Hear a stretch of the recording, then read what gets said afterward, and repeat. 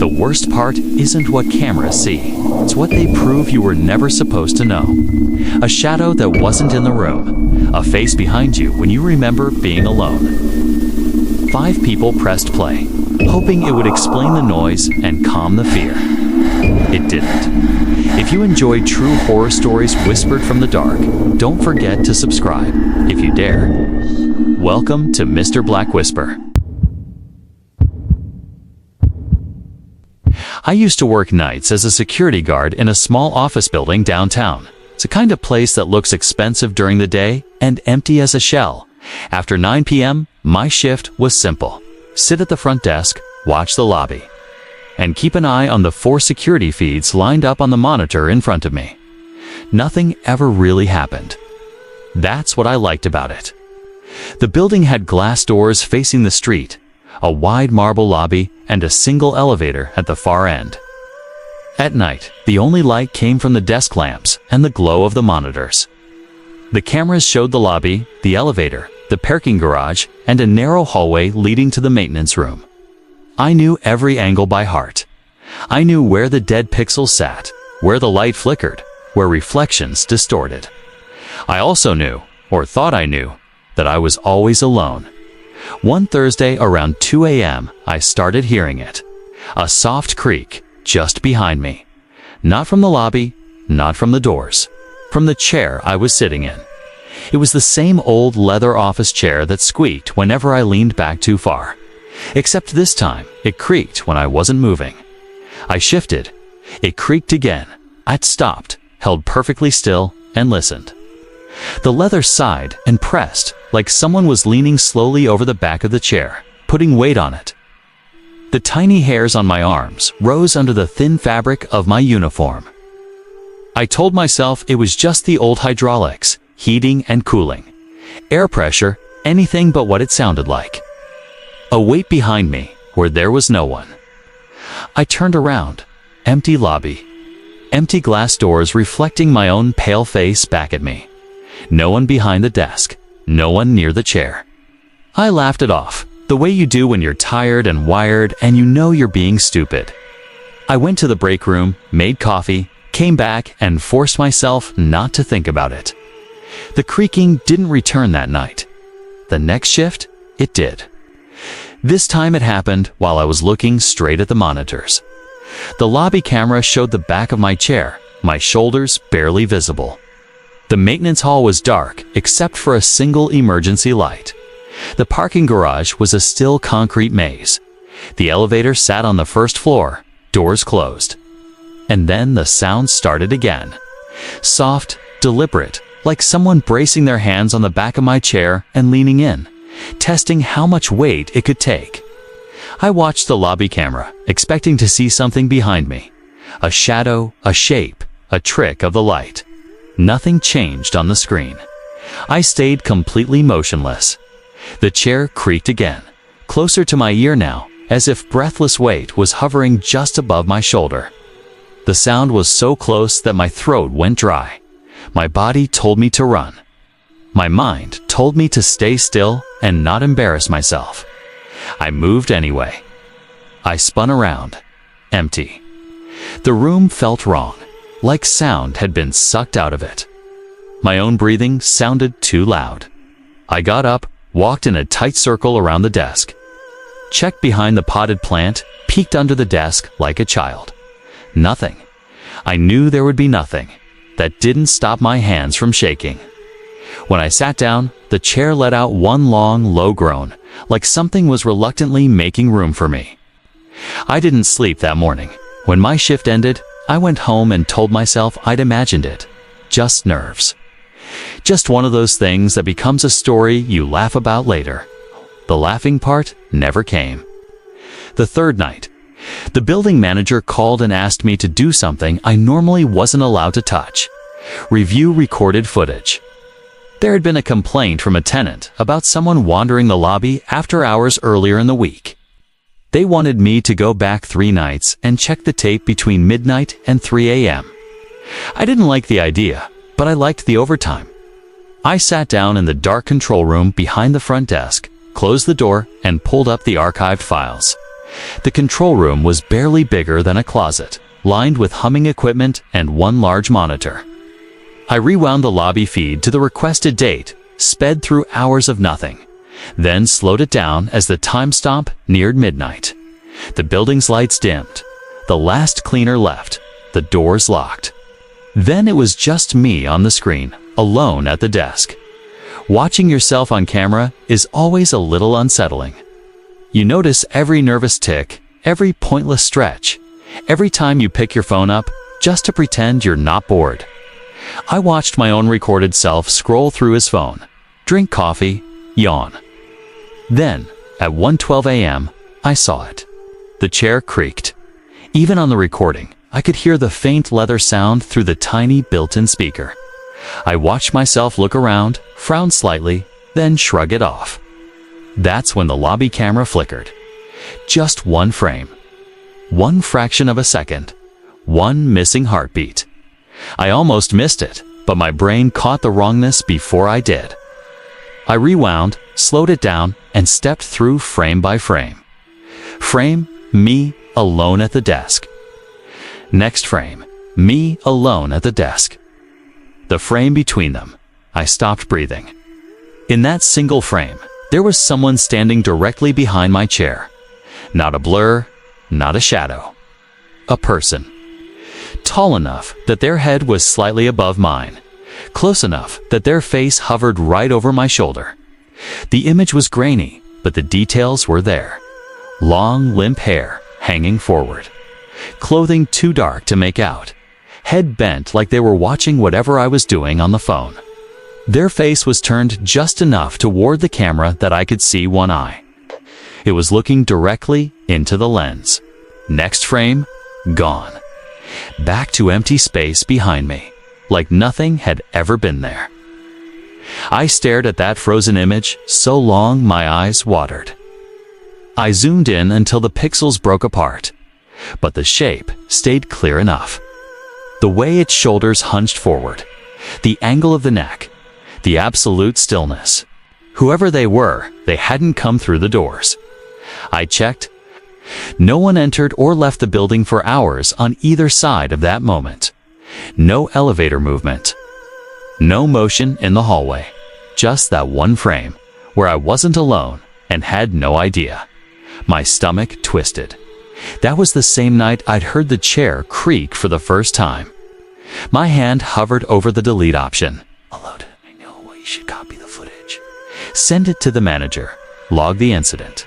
That was protocol. Instead, I sat there in the humming dark and watched the frame over and over until the face didn't look human anymore. Until it was nothing but pixels and that one single eye, catching the exact moment I realized I wasn't as alone as I'd thought. I didn't send it. I backed out of the file, closed the window, and told the manager the footage showed nothing unusual. I still don't know which part I regret more, checking the cameras or lying about what I saw. All I know is that I can't sit in any chair with my back exposed anymore, because every time I feel the slightest shift of weight behind me, I remember that one frozen frame where something else was already there. We bought the baby monitor because everyone said we needed one. First child, first house, first time being alone with how fragile a new life is. It was one of those modern monitors with night vision, two-way audio, motion alerts, all the things designed to make anxious parents feel safer. It worked. For a while. The camera sat clipped to the corner of the crib, angled down so we could see our son's tiny body under the blanket. The monitor screen stayed on the nightstand next to our bed, glowing soft green in the dark. Sometimes I'd wake up just to watch his chest rise and fall. It made the world feel stable. The first strange thing was small. Harmless, I told myself. I was in the kitchen one night, rinsing bottles, when I heard the monitor crackle to life in the living room. It wasn't our son. It wasn't even crying. It was a sound like someone exhaling, long and slow, right into the microphone. I froze, water running over my hands. The hallway between the kitchen and the nursery was empty. My husband was at work on the night shift. It was just me and the baby. I walked to the monitor and picked it up. The green-lit image of the crib looked normal. Our son was on his back, mouth open a little, breathing steadily. Nothing moved in the room. No shadows shifting on the walls. No curtains stirring. I listened. Silence. I told myself it was just interference, some neighbor's static bleeding into the frequency. I turned the volume down and went back to the sink, forcing my muscles to unclench one by one. That worked. For a while, a week later, it happened again. This time, I was lying in bed next to the monitor, my body hovering between sleep and wakefulness. The room was quiet. I could hear the faint ticking of the clock down the hall. Then the sound came. Not breathing, not static. A whisper. Too soft to make out words, but unmistakably a voice. It stretched out, thin and slow, like someone talking from another room with the door almost closed. What froze me wasn't just the sound itself. It was that my son's small body on the screen responded. His legs jerked, his head turned toward the camera. Then, with a slow, almost unnatural motion, he smiled. Eyes still closed, mouth curling up in a way I had never seen when he was awake. The kind of smile you see on someone listening to something they recognize. Then, still smiling, he lifted one arm and reached upward, toward the top corner of the crib. Toward the camera itself. Towards where, in his reality, there was nothing. Every instinct in me screamed to run in there, grab him, and leave the house. Instead, I lay there, paralyzed, watching his hand grasp weakly at the air, and then fall back. After a few seconds, the whispering faded into static. In the morning, I told myself babies move in their sleep. They make faces. I told myself my mind had invented the voice. That night, I made my husband sleep closest to the monitor. The night that broke me, he wasn't home. The power went out around midnight. A sudden click, a deeper darkness, the hum of the refrigerator dying, the house sinking into a different kind of quiet. Our son's room went black, but the monitor in our bedroom stayed on, switching to battery, the night vision blooming everything into grainy green. I sat up, instantly awake. Outside, rain hammered the windows. Distant thunder rolled, the kind of storm that makes you feel like the world is closing in. I checked the screen. Our son was sitting up in the crib. He couldn't do that yet, not on his own. At his age, he could roll over, maybe lift his head if he was on his stomach, but this was wrong. He sat perfectly upright, back straight, head tilted slightly to one side. His eyes were open, reflecting white in the infrared. I didn't move. My heart hammered so hard I could hear it over the storm. His small mouth opened, closed, opened again. Like he was listening. Then, slowly, his head turned not toward the camera, not toward the door but toward the far corner of the room, just out of frame. His eyes tracked something I couldn't see. The monitor speaker crackled. This time, the whisper was clear. It wasn't a language I recognized. It wasn't even words, exactly. It was a low, constant murmur like someone talking to themselves or humming speech just under the threshold of understanding. My son blinked slowly, then made a soft cooing sound, the same one he made when I sang to him. The storm rumbled outside. The house felt too small. I forced myself out of bed, every step toward his room feeling like wading into ice water. The hallway stretched longer than it should have. The air felt thick. My hand shook on the doorknob. The moment I opened the door, the whisper stopped. The room was pitch black, but I could see his silhouette in the crib, lying flat. The monitor's glow from down the hall showed his little body still, one arm thrown to the side. I rushed to him, heart twisting, and put my hands on his chest. He was breathing, deeply, evenly. Asleep, I picked him up, clutching him too tightly, and brought him into our bed. That night, we slept with the monitor off. In the morning, when the storm had passed and the power was back, curiosity did what fear couldn't. It pushed me back to that screen, the monitor model we had allowed for replay. I scrolled back to around midnight, hit play, and watched. Thunder flicker, his room going dark. Then the night vision kicked in. I watched his tiny body stir, roll to the side, push up onto his arms. Slowly, shakily, he sat upright. I watched his head turn toward the far corner of the room. I expected the whisper. I braced for it. But in the recording, there was no sound. No static, no murmur, nothing but the soft white noise of the microphone. What there was, instead, was movement in the corner. A shape darker than the dark around it. The outline of someone standing just outside the crib's reach. Too tall to be a child, too wrong to be my husband. It didn't move like a person. It didn't sway or shift weight. Just leaned forward, slowly, until what should have been its face hovered inches above the crib rail. My son smiled at it. He reached up.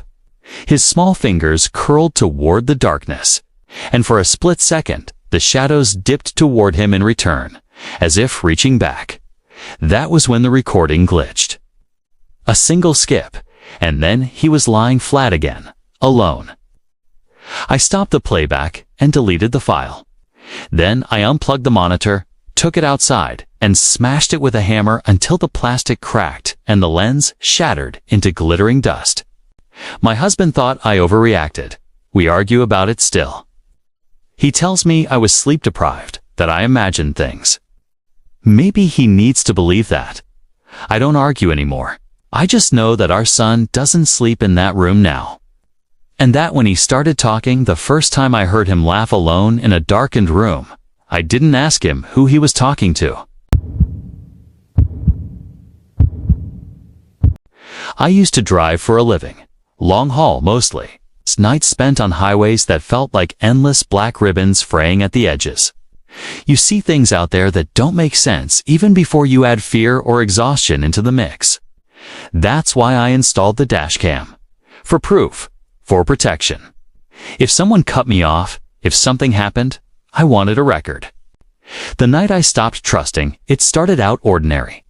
I was driving a 2-lane stretch of road through a national forest. No streetlights, no houses, no other cars.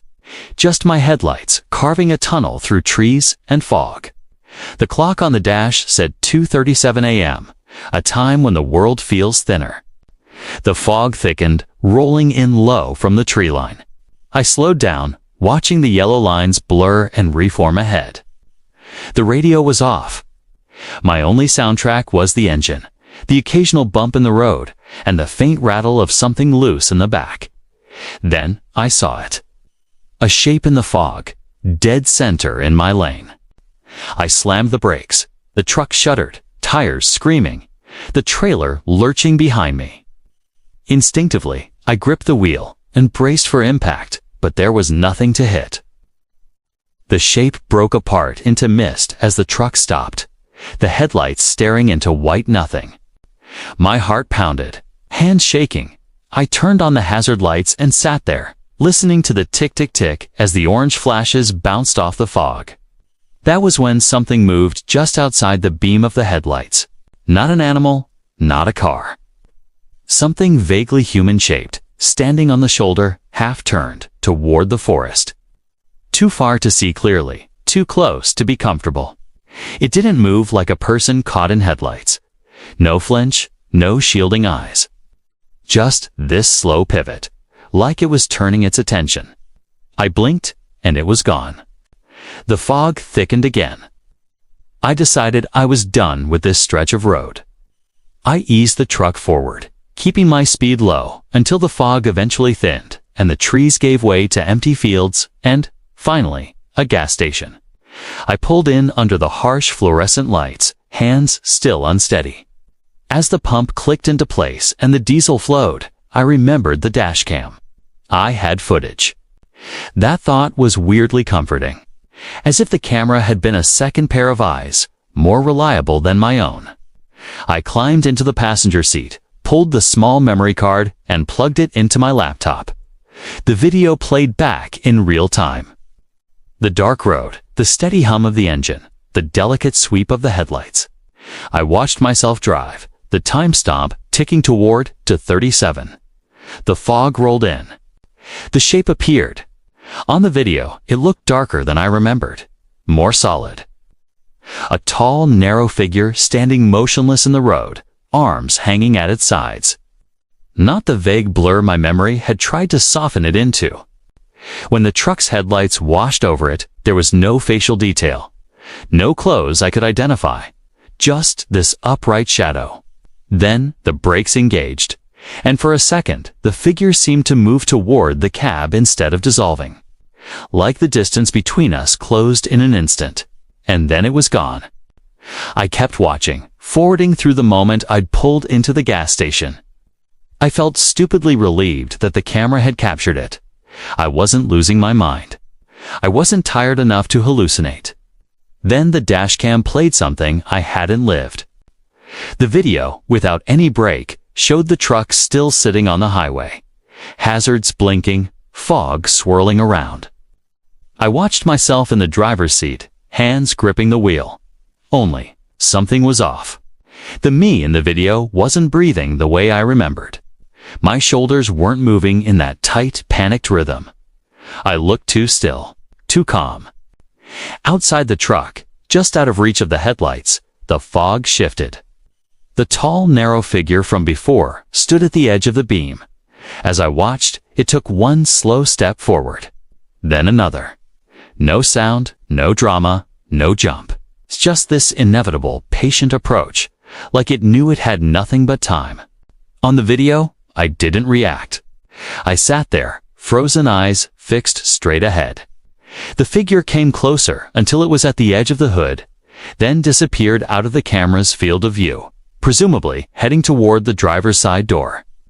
Still, I didn't move. My skin went cold. I remembered sitting there, but I remembered fog and empty road. Not this. Not company.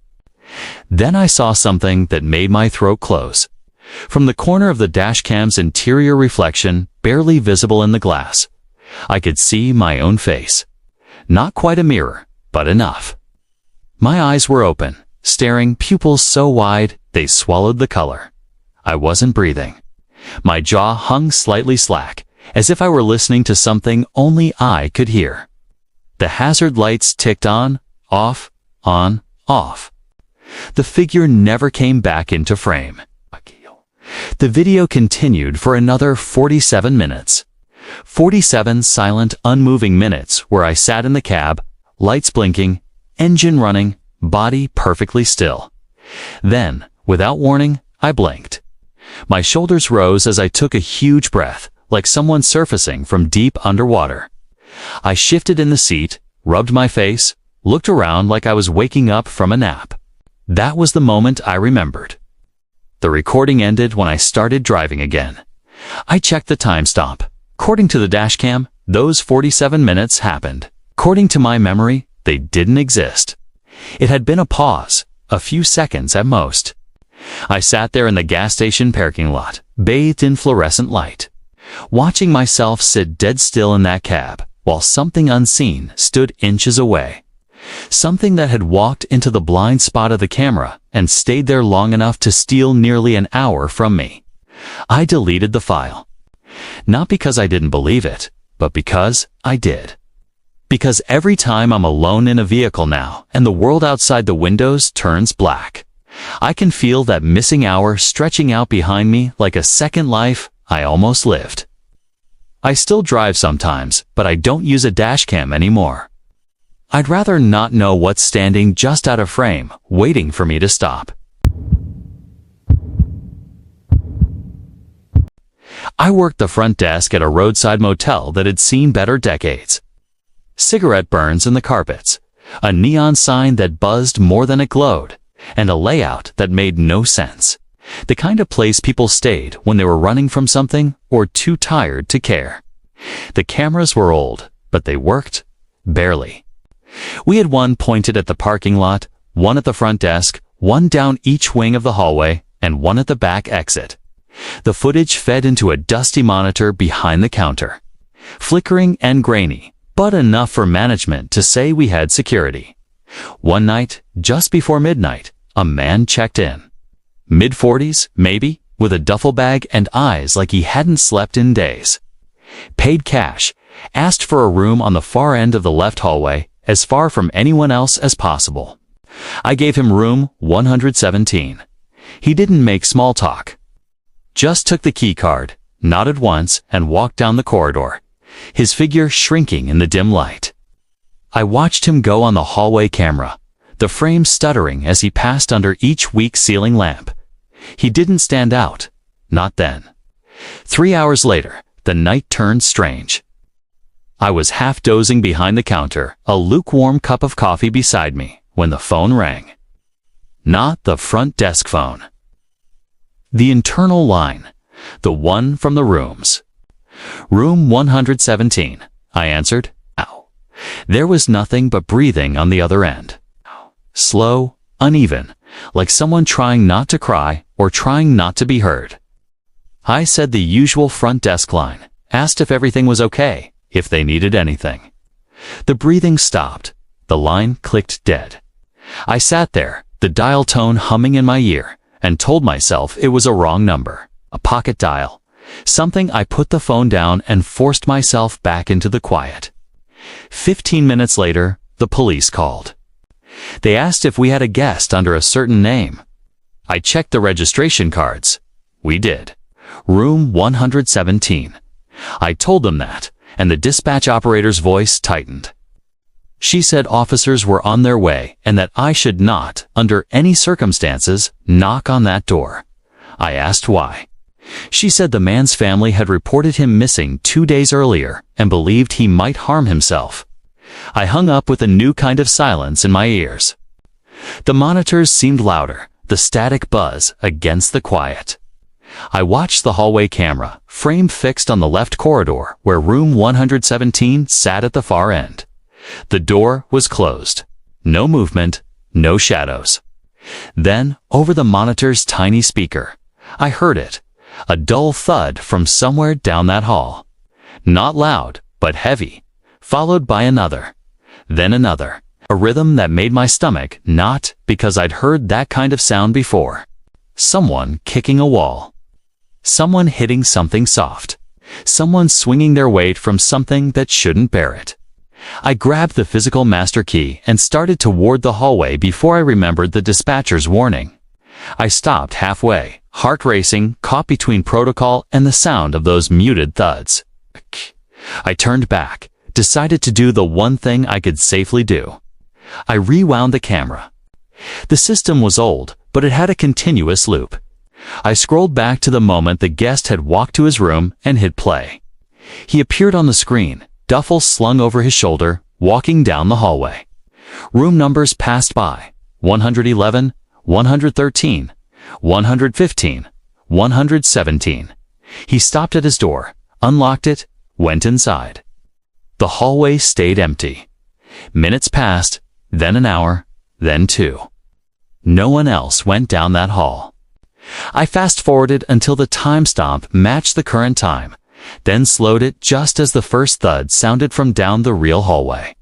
On the monitor, the hallway was empty. The sound came again, muffled but clear through the building. The ceilings creaked, the walls shivered. I watched the camera feed, expecting to see anything show up. But the corridor stayed visual static. Old wallpaper, sagging light fixtures, patterned carpet with cigarette burns. Another thud. Another. This time it was followed by a faint scrape, like something dragging across the floor. My palms were slick. I thought about the dispatcher telling me not to knock. I thought about the registration card with his shaky signature. I thought about dying alone in a cheap room at the end of a forgotten hallway. On the monitor, something finally changed. The door to room 117 opened. Only it didn't open the way doors usually do. There was no movement leading up to it, no visible handle turning, no sign of pressure. One frame, it was closed. The next, it was slightly ajar, A few frames later, opened wider. No one stepped out. The hallway remained empty, yet the door continued to open until it stood wide. The camera faced the wrong way to see inside. The darkness beyond the doorway was thick, almost textured. I leaned closer to the screen. That was when the thudding stopped. The silence was worse. It was a full-bodied quiet that made the world feel like it was holding its breath. I waited for sirens, for the wail of approaching police cars. Instead, I heard something else through the thin walls of the motel. Footsteps, not from the hall. Not going past the front desk, but above me. Slow, dragging footsteps, pacing back and forth in room 217, the room directly above 117. Except we had closed 217 months ago due to a leak. It was empty. No one should have been there. On the monitor, the door to 117 gradually began to swing shut again, frame by frame. As it neared the jamb, the camera glitched. For a fraction of a second, the static broke into patterns of light and dark that looked almost like a face, stretched and warped across the screen. Then the door clicked shut, and the hallway looked as barren as it always did. The police arrived 8 minutes later. They insisted on going down the hallway alone first. I watched on the monitors as two dark shapes moved toward the end of the corridor, radios at their shoulders. They stopped outside 117, spoke to each other, then used a key to go in. They were in there for a long time. When they came back, their faces were set in those professional masks that tell you everything you need to know without saying it. One of them asked me for the security footage. I'd already queued it up. He watched in silence. He watched the guest go into his room and never come out. He watched the empty hallway while the unseen thuds echoed through the building. He watched the door open by itself, revealing nothing. When the door swung shut and the timeline caught up to the present, he rewound it and watched again. Then he turned to me and asked, very quietly, if I'd edited the footage. I told him no. He looked like he almost believed me. They left that night with the body on a stretcher and the door to 117 sealed with yellow tape. I asked later how they'd found him inside. They said he'd used the belt from his duffel. It had been hours. The coroner estimated he died long before I heard the first thud, which means those sounds, the ones that drew me to the camera, didn't match the time of death. Sometimes, late at night, I think about the door opening on the screen, all by itself, about the empty hallway, about whatever walked back out of 117, unseen by human eyes but somehow heavy enough to make the walls shudder. We don't rent that room out anymore. But the camera still points down that hallway, looping quietly in the dark. I don't rewind it now. If something opens that door again, I'd rather not be the one who presses play. We installed the cameras after the break-in next door. Just two small wireless units mounted above the front and back doors, set to send motion alerts to my phone. Living on the edge of town, backed up against a patch of woods, had always felt peaceful. After the break-in, it just felt exposed. The first few days, the phone buzzed constantly. Squirrels, stray cats, swaying branches. I adjusted the sensitivity, tweaked the settings, learned to ignore most of the alerts. If it wasn't human-shaped, I didn't bother checking. Then the messages started arriving at times that didn't make sense. It began with an alert at 3:14 a.m., labeled "Backyard Motion Detected." I was half asleep when the phone buzzed on the nightstand. My partner rolled over and mumbled something about turning it off. I thumbed the notification away without opening it and sank back into the dark. In the morning, over coffee, I remembered. I opened the app out of idle curiosity, expecting to see the usual raccoon or neighborhood cat. Instead, the thumbnail was almost completely black. I tapped it. The night vision showed the backyard in pale gray tones. The deck, the patch of lawn, the line of trees behind the fence. Nothing moved. No animals, no shifting shadows. The timestamp at the bottom read 3 hours, 14 minutes, and 7 seconds. I frowned. Maybe the wind had set it off. As I watched, the image grain shifted. Static danced lightly across the screen. For a second, it looked like there was something at the tree line, a slight density, a darker gray against the dark. Then it was gone, like my eyes had invented it. I closed the app and went on with my day. The second alert came the next night at almost the exact same time. Backyard motion detected. 3:12 a.m. this time. I was more awake. I picked up the phone, thumb hovering over the notification.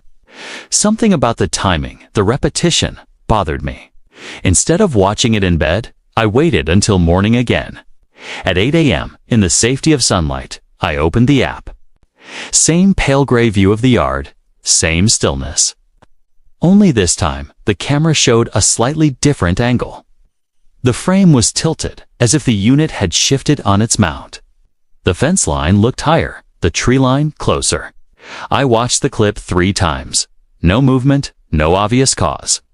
I went outside to check the camera. It was firmly mounted above the back door, exactly where I'd installed it. The yard looked normal. Birds in the grass, a breeze in the branches. I shook it off. On the third night, I made the mistake of checking the alert immediately. The buzz came at 3:09 a.m. My eyes snapped open. My partner snored softly beside me. The house creaked in that way old houses do, settling deeper into the dark. I took the phone, rolled onto my side, and opened the notification. The live view loaded instead of recorded playback. That meant whatever had triggered it was happening right then. The screen showed the backyard, washed in night vision gray. At first, I saw nothing. Then I noticed the trees. They were closer. Not in reality, but in the frame. The camera angle had shifted again, tilting just enough that the bottom of the yard was nearly out of view. The upper half filled with dark trunks and dense branches. My fingers tightened around the phone. Something moved between the trees. At the very top edge of the frame, where the darkness was thickest, there was a suggestion of pale vertical lines. Not branches, not leaves. More like slivers of something lighter, evenly spaced. Like the faint suggestion of fingers curled around the trunk of a tree, knuckles catching the weak infrared glow. They didn't move like an animal. They didn't dart or flutter. They just stayed there, too still, as if whatever they belonged to was waiting, watching. I lay there, unmoving, breath shallow, phone buzzing faintly in my hand with tiny haptic ticks as the app tried to stabilize the feed. The pale shapes at the top of the frame didn't move at all. After a full minute, the alert timed out. The screen cut back to the app's main menu. I told myself it was just branches catching the light. I told myself anything that would let me eventually fall back asleep. The next day, I took the ladder out back. The camera hadn't moved. I tightened the screws anyway, adjusted the angle downward so more of the yard and less of the trees were visible. I even walked to the tree line and looked back at the house, just to prove to myself that there was nothing there. From the yard, the house looked ordinary. 2 dark camera eyes, one front, one back. No sign of anyone or anything between the trees. The alerts stopped for a couple of nights. I started to relax. Then, on the 5th night, the app recorded something new. No buzz woke me up. I slept through it. In the morning, I saw 3 missed notifications, all within 2 minutes of each other. Backyard motion detected. My stomach tightened. I opened the first clip. The yard, the deck, the fence. No movement. Second clip. Same scene, but slightly closer. As if the camera had zoomed in or the world had crept nearer. A faint distortion at the bottom edge, like the lens was struggling to focus. Third clip. I felt my pulse in my ears. The third recording wasn't of the yard at all. The camera somehow was pointed almost straight down, framing the back door itself. The glass pane in the door reflected the faint glow from the camera's own infrared lights. In that reflection, I saw my kitchen, the table, the chairs. The dim suggestion of the hallway. and someone standing just inside turned toward the camera. The figure was little more than a shape in gray tones, but it was undeniably human-sized, tall enough to block the view of the cabinets behind them. The head was tilted slightly, as if listening, as if they could hear the tiny motor in the camera clicking as it adjusted its angle on the outside of the glass. I watched the clip 3 times, willing it to resolve into a trick of the light. A coat rack. A shadow. Anything. We didn't own a coat rack. The timestamp on the recording read 3:13 a.m. At that time, both my partner and I were in bed. Our bedroom door had been closed. We would have heard someone in the kitchen. You would have heard the back door, except the log showed no door sensor triggered. No front door, no back door. Nothing but motion detection from the camera itself. I walked into the kitchen in broad daylight, feet careful on the tiles. The back door glass was smudged with fingerprint hours from normal use. I looked at my own reflection, faint and insubstantial.